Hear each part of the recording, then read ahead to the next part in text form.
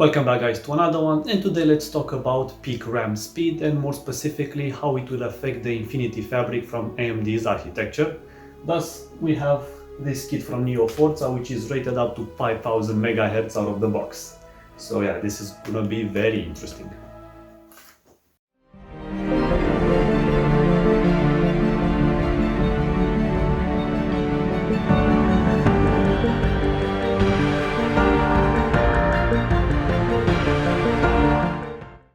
When it comes to RAM, history has shown us that just before the next technological leap occurs, we get some final iterations of that generation, like the last hurrahs. We are pretty much topping out the DDR4 segment, where companies are pushing the envelope with timings, frequency and even voltages. One such example is today's kit from Neo Forza, a 5000 MHz 16GB pair that runs out of the box at 1.6 volts. Crazy, I know, but wait until you see the price because this is where the main focus should be. We are talking about around 150 bucks, bearing in mind that not long ago Corsair was charging over 1000 bucks for something similar. They come shipped in a transparent plastic clamshell so you can see the memory modules inside. The overall theme is as minimal as it gets, and there is just a small quick description on the back regarding the highlights of this fake kit. They have a very cool and abstract design for the heatsinks, reminiscent of an eagle which spreads its wings. The logo is smack in the middle and has this very interesting 3D effect. Also, the heatsinks are airflow optimized with this open top design that will speed up the cooling process. Height-wise, they are around 43mm tall. They use a 10-layer PCB with memory chips made by SK Hynix. The opposite side houses the information sticker with all of the main specs like capacity, timings and serial numbers. Suffice to say, if you are after a stealthier build, well, these fake kits are absolutely perfect for such a scenario, as you can see from my Dan 4 SFX case build. Now for the main idea of the video. So regarding overclocking, there is not much you can squeeze out of them on regular passive air cooling since they are already maxed out fresh out of the box.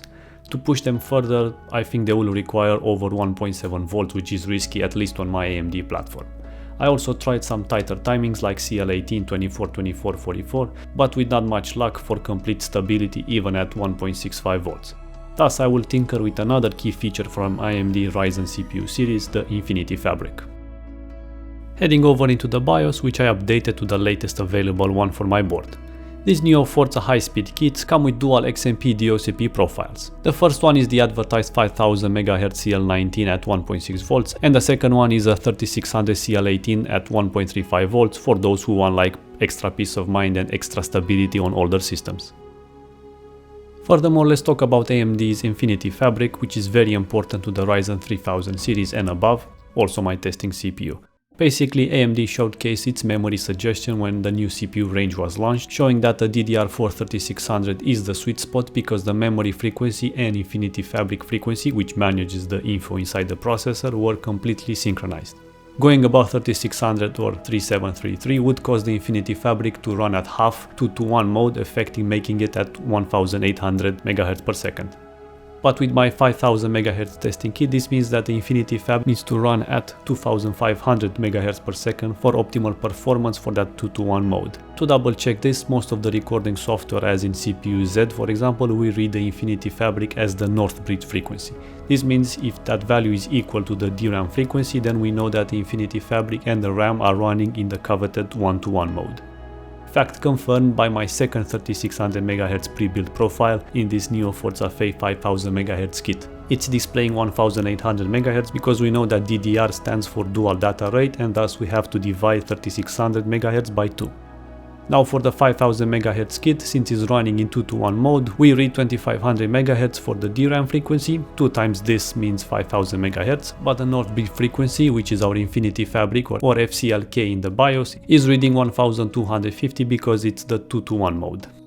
Basically, the higher the speed of the RAM, the lower the performance of the Infinity Fabric after the key 3733 MHz threshold. Now the question comes, can we modify the Infinity Fabric? Absolutely, but most Ryzen 3000 series CPUs will top out at 1800 MHz per second, with very few closing to 1900. This may cause instability in the system because it will cause some desynchronization in RAM latencies and some blue screens in addition to increased latency of the RAM. Even the BIOS in this Asus board informs me about this. In my case, beyond 1867 MHz per second it will not boot, so let's see how this will affect the overall performance.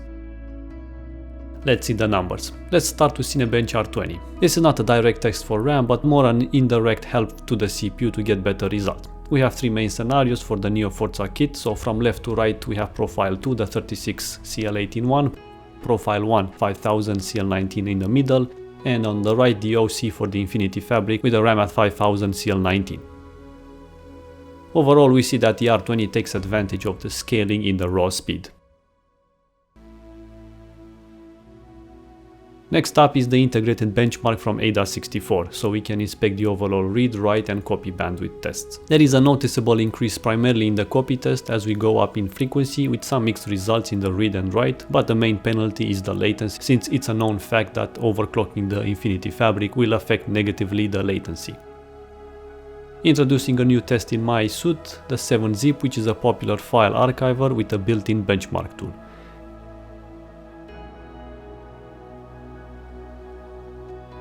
It will give us an overall performance index measured in million instructions per second, which measures the compression and decompression capability. Also here things scale pretty well. The last synthetic test comes from Geekbench, which gives us an overall performance index for both single and multi-threaded scores. The results now are the exact opposite from what we saw in the previous tests, and the best numbers come from the second built-in 3600 MHz profile. Now for a gaming session, one benchmark run in Assassin's Creed Valhalla with all of its updates.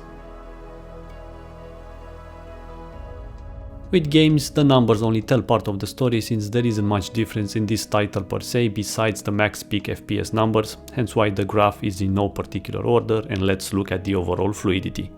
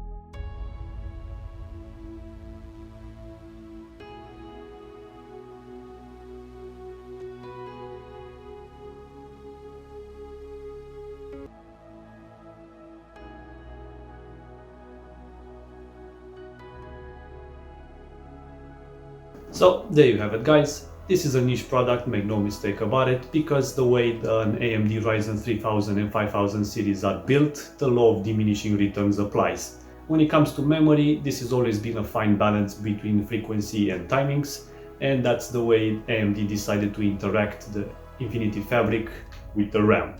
Suffice to say, for the asking price, you can't go wrong if you want to experiment and have some fun.